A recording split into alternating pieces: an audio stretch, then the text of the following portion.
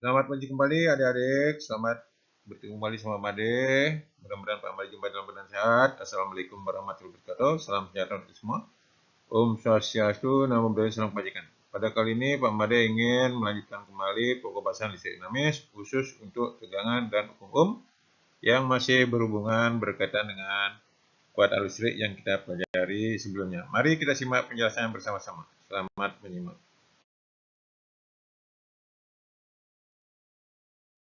Mari adik-adik kita lanjutkan, yaitu tegangan, yaitu sumber tegangan. Supaya arus listrik dapat terus mengalir dalam suatu pengantar, maka pada ujung-ujung pengantar itu harus selalu ada beda potensial atau tegangan. Alat yang dapat mengadakan atau selisih atau beda potensial disebut sumber tegangan atau sumber arus listrik. Adik bisa lihat di sebelah kanan, itu arus akan mengalir apabila ada sumber tegangan atau beda potensial. Mari kita simak penjelasan berikutnya. Selamat menyimak. Mari adik kita lanjutkan tegangan atau beda potensial. Notasinya Pi, kadang-kadang tulis delta Pi, satuannya adalah volt. Beda potensi listrik atau tegangan timbul karena dua benda yang memiliki potensi listrik berbeda dihubungkan oleh suatu pengantar. Beda potensial ini berfungsi untuk mengalirkan muatan dari satu titik ke titik yang lainnya. Nah, usaha untuk memindahkan muatan dari satu titik ke titik lain persatuan muatan, itulah yang disebut dengan tegangan atau beda potensial. Lihat yang di bawah rumusnya, P sama dengan W per Q, di mana W itu adalah usaha untuk memindahkan muatan sebesar Q, P itu adalah tegangan atau beda potensialnya, Q itu adalah muatan dalam kolom. Mari adik-adik kita lanjutkan untuk melihat contoh soal atau materi berikutnya. Selamat menyimak.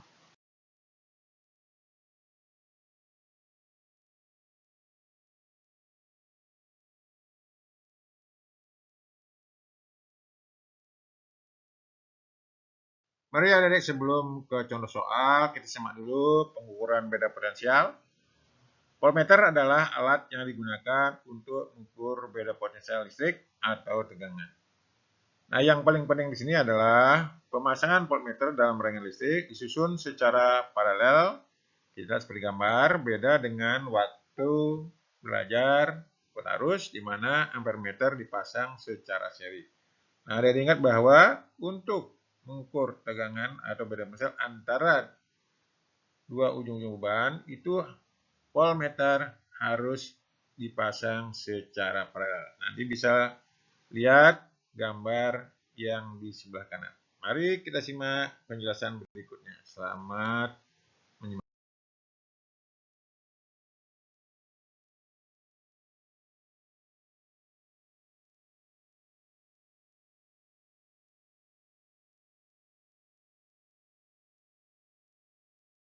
Mari adik lanjutkan. Ini adalah sangat penting ketika nanti melakukan praktek di laboratorium. Walaupun nanti ada voltmeter yang digital maupun manual. Kita lihat cara membaca voltmeter. Nah, secara umum ini bisa dilihat bahwa sama dengan ampermeter, voltmeter itu bisa dilihat gambarnya ada skala maksimum, ada batas ukur, ada skala yang ditunjuk jarum. Nah, itu yang jarum bisa lihat yang merah. Anda bisa lihat hasil pengukuran sama seperti di ampermeter. Hasil ukur sama dengan skala yang ditunjuk per skala maksimum kali batas ukur. Anda bisa lihat di dalam voltmeter itu ada yang skala bagian atas, ada bagian yang bawah. Ya, keduanya boleh digunakan. Kalau menggunakan yang atas, gunakan batas maksimum yang atas. Kalau yang menggunakan yang bawah, gunakan batas maksimum yang bawah. Kita lihat dalam gambar, itu skala yang ditunjuk itu adalah 40. Maksimumnya adalah 100. Sehingga kita lihat kemudian batas ukurnya yaitu 1 volt. Sebelah kanan lihat, sebelah kanan vertikal. Sehingga hasil ukurnya yaitu 40/100 kali 1 volt. Dilihat yang kanan atas, sehingga nilai yang terukur adalah 0,4 volt. Jadi begitu adik, ini sangat penting ketika nanti melakukan praktek di laboratorium. Mari kita simak penjelasan berikutnya. Selamat. Mari adik lanjutkan pembahasan kita yaitu hukum yaitu besarnya kuat arus listrik yang mengalir melalui suatu penghantar tergantung pada beda potensial antara ujung-ujung penghantar tersebut. Jadi, ada lihat itu di sebelah kiri ada sumber V, ada hambatan resistor R, di mana saklar tertutup sehingga di situ mengalir arus. Di mana hubungan antara sumber dengan arus bisa lihat rumusnya menyatakan bahwa P sama dengan I kali R, di mana bisa dilihat dalam gambar di bawah, kalau P-nya besar, maka I-nya juga besar. Di sini R-nya dianggap tetap, tapi yang dirubah-rubah adalah beda potensial dan kuat arusnya. Ternyata antara kenaikan tegangan dan arus itu dia berbanding lurus, jadi linear.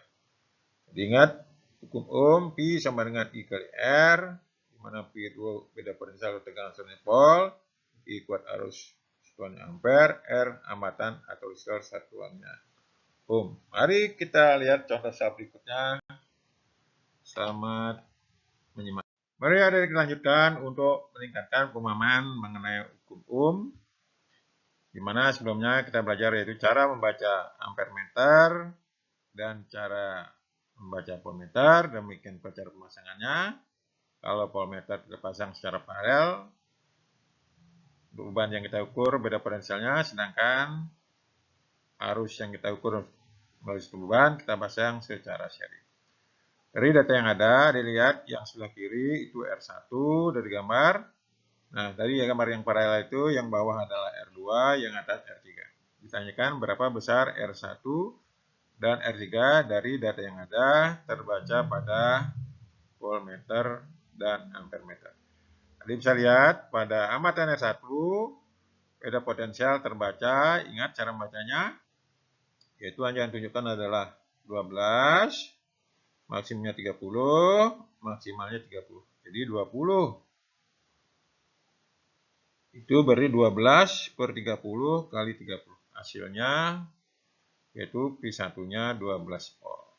Sedangkan kuat arusnya yaitu di satu baca yaitu 20 per 50 kali 5 ampere. Hasilnya yaitu 2 ampere. Ditanyakan R1 berapa, R3 berapa. Tegangan sumbernya 24 volt. Kita jawab dari data yang ada bahwa kalau seri arus yang mengalir sama. Sehingga R1 sama dengan P1 dibagi I, yaitu 12 per 2 sama dengan 6 ohm. Ingat bahwa tegangan pada R1 itu 12 volt. Sehingga pada tegangan paralel itu menjadi 24 kurang 12 sama dengan 12 volt. Nah, ingat kalau paralel itu tegangannya sama. Sehingga I1 arus yang melalui R2, I1 sama dengan I paralel per 24 sama dengan 12 per 24 sama dengan setengah ampere. Yang masuk itu adalah ke paralel itu 2 ampere. Nah, cabangnya I1 itu sudah ketemu 0,5 ampere, maka I2 yang melalui R3 itu berarti lihat yang bawah, I2 sama dengan 2 kurang 0,5 sama dengan 1,5 ampere. Ingat hukum Ohm. Jadi dari P sama dengan I kali R, maka R sama dengan R3-nya P paralel per I2. Jadi sama dengan 12 per 1,5 sama dengan 8 ohm. Jadi begitu adik-adik, tidak terlalu sulit. Silahkan nanti mencoba soal berikutnya untuk meningkatkan pemahaman. Jangan lupa komen dan subscribe. Sampai jumpa pada materi berikutnya.